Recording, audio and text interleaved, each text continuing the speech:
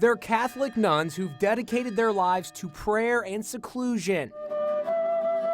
The soft-spoken sisters live in a monastery outside Philadelphia. The Poor Clares, as they are known, rarely step foot off their grounds. They are even buried there when they die. We take the 3 vows as any other religious order does of poverty, chastity, and obedience, but we also take a 4th vow, a vow of enclosure. Inside Edition is the first television show granted permission to film inside the monastery. So we thank you for that. You're very welcome.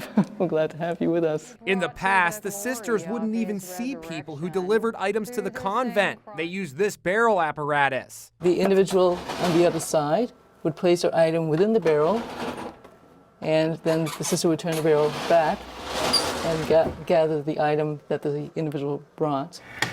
As they have done for more than 100 years, the nuns also play a key role in the Catholic Mass. They make communion wafers. The sisters are now busy with their most important task ever. They're producing thousands of hosts for the outdoor Mass in Philadelphia. It's a very special product. Sister Ann starts with equal parts flour and water. Sister is pouring the batter on the stove, about 2 cups, and what happens, then the stove closes and flattens it out the sheet, and the excess batter squeezes out the side.